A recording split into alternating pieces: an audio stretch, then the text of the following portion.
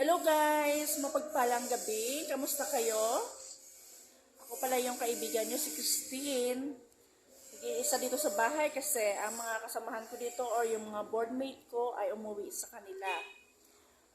Ang masabi ko lang, God bless you at patuloy lang sa buhay. Minsan hindi tayo makapagsabi ng final words. Halimbawa, sabihin mo na ganito, kasi minsan may pabago-bago or hindi yan matupad minsan. Kaya ang sabi ko lang, hindi tayo perfecto. Okay lang yan as long as mabuti kang tao.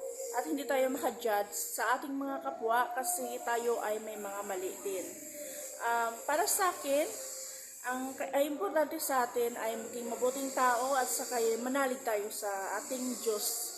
Kasi ang nakakaalam lang ng buhay natin ay ang Diyos. Kung hanggang kailan tayo dito sa mundo, malay natin bukas wala na tayo, or pasalamat na lang tayo kasi tayo ay nabubuhay sa mundong ito. Kaya habang buhay, maging mabuting tao, mag-enjoy sa life, at huwag mainip kung hindi mo narating ang pangarap mo.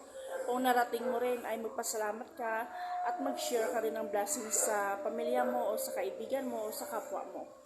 Para sa akin kasi, ang buhay natin ay hindi paligsahan na kailangan successful ka agad or kailangan minarating ka. Kasi sa buhay natin, hindi natin mahuhulaan kung anong mangyari sa atin. Kahit nga anong sikap natin, minsan babalik din tayo sa simula, di ba? Na maghirap or alam mo naman kasi iba-iba ang sitwasyon ng tao. Kaya hindi talaga tayo makajudge. Ang importante sa atin ay may magandang kalusugan tayo at safety. Siyempre kasama na rin yung mga mahal natin sa buhay nandyan. Nagmamahalan tayo, nagtutulungan. At ang buhay natin ay hindi atin. Kaya tanggapin natin kung ano man ay pagkaloob ng mahal na Panginoon. At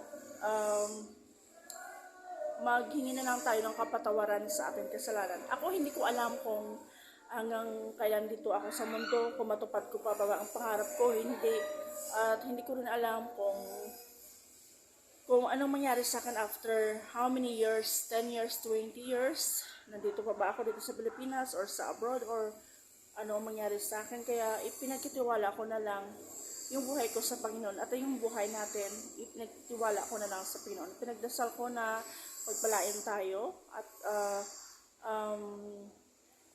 maging inspirasyon tayo sa iba o maging alaala na lang tayo sa huli. Maging maganda tayong alaala sa huli kung wala na tayo sa mundong ito. Sa ulit, ang masabi ko lang sa akin sarili at sa inyo na maging mabuting tao lang tayo. Yan ang importante kasi yan ang makikita or malalaman kung wala na tayo sa mundong ito. Malalaman ng ating kapwa kung ano yung mga history natin, yung ating ginagawa, yung mga sinasabi natin. Malalaman yan sa salita ng ating pamilya. Kung may dagdag man o wala, ay importante ipagtanggol tayo ng kung sino mabuti sa atin. Sasabihin nila na ganyan tayo, mabuti tayong tao. Kaya pasalamat tayo sa mga mabubuting tao na niligtas tayo sa kapahamakan o niligtas tayo para tayo ay isang maging mabuting tao. Dahil yan ang totoo.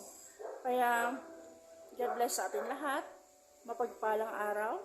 Sana'y i-bless tayo palagi.